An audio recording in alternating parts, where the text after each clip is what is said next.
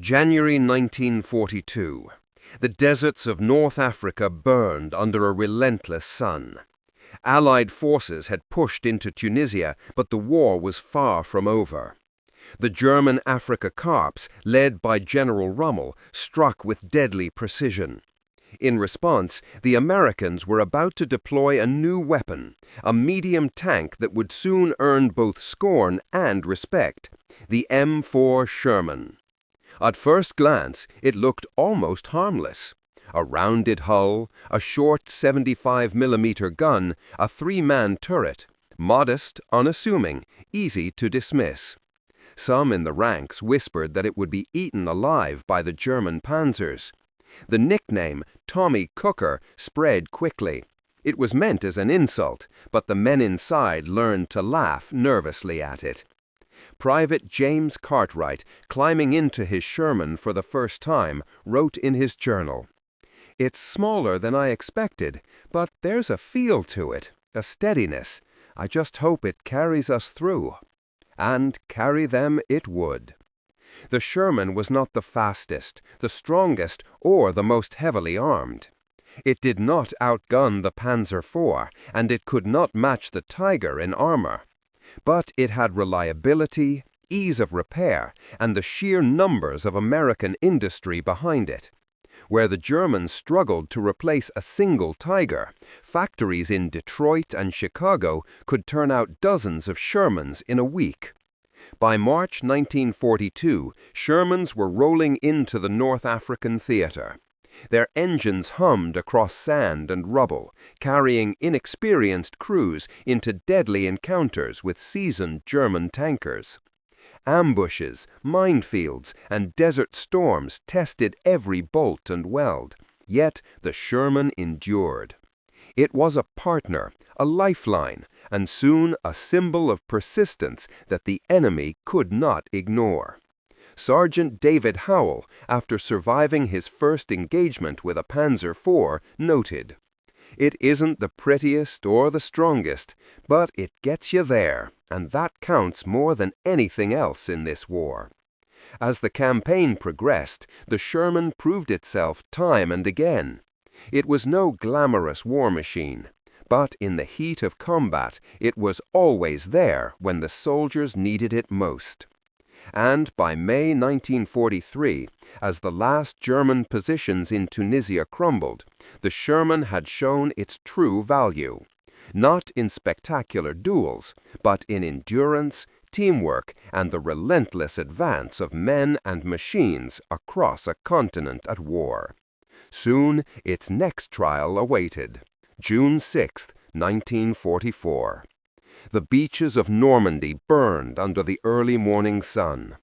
Thousands of Allied troops stormed the sands, and behind them, columns of M4 Shermans rumbled off the landing craft, engines growling through seawater and smoke. The tanks were coated in grime and sand. Their crews were pale from seasickness and the cold Atlantic crossing. Every soldier knew the stories. German panzers awaited inland, deadly and precise. The odds were daunting, yet the Sherman moved forward with steady determination.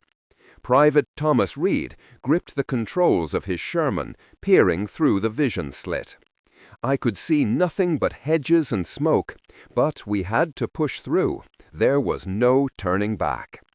The Normandy countryside was unlike any battlefield the Sherman had faced. Fields were divided by ancient hedgerows, thick with roots and stones, natural fortresses for German ambushes. Panther tanks and Panzer IVs lurked behind every rise, waiting to strike. Every road, every farm lane could be a trap. Crews quickly adapted.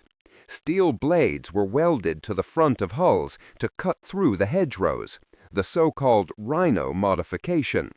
It was crude, but effective. Shermans that once struggled in open desert now became mobile bulldozers, smashing through the thick hedgerows, inch by inch, village by village. Captain Robert Hayes later recalled, "We weren't the fastest, we weren't the deadliest, But with the Rhino Shermans leading, our infantry could follow. That's how we survived. Open field encounters brought new challenges. A single Panther could destroy a Sherman at long range. Yet flanking maneuvers and combined infantry support allowed the underdog to strike back. It was no longer about brute strength. It was strategy, teamwork, and sheer persistence. The British introduced their own solution, the Sherman Firefly. Mounted with a 17-pounder gun, it could pierce the armor of Panthers and Tigers from over 1,000 yards. To German spotters, it seemed just another Sherman at first glance. But when the first Firefly fired, the tide began to shift. By late summer, the Allied advance was relentless. Shermans, Fireflies, and infantry moved together like waves across the countryside. Villages were cleared, rivers crossed, and forests pushed through. Every obstacle tested the crews, yet they adapted and endured.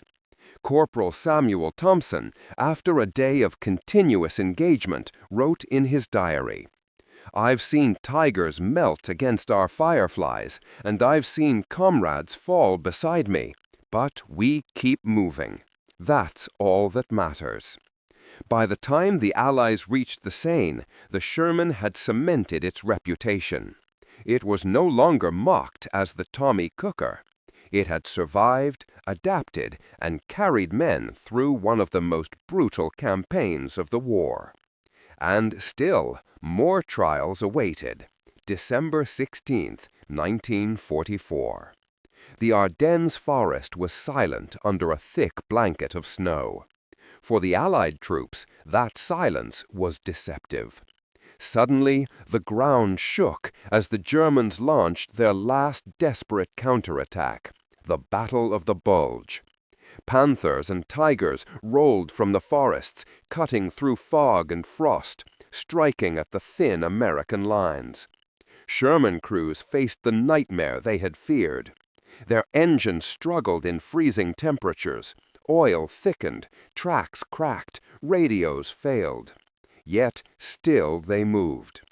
Every Sherman became a fortress, every crew a lifeline to one another.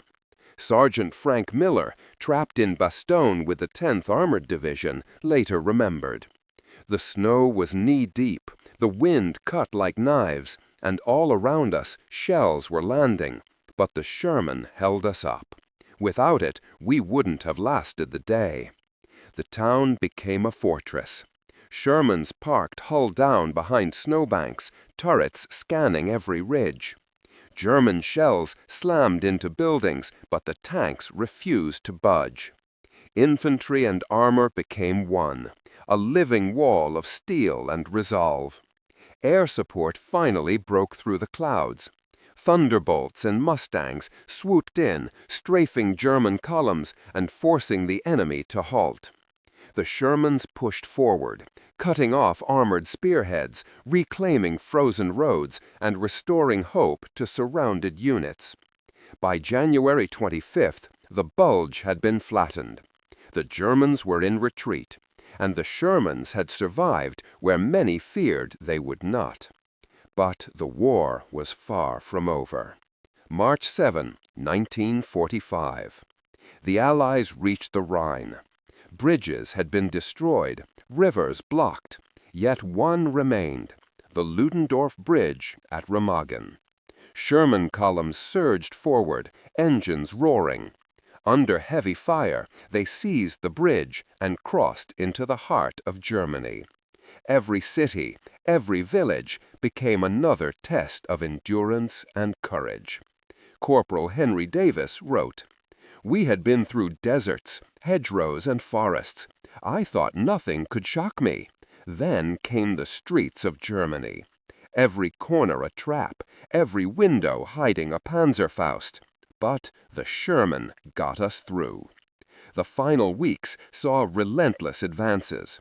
Factories and towns fell in quick succession. German resistance, though desperate, was scattered and short-lived.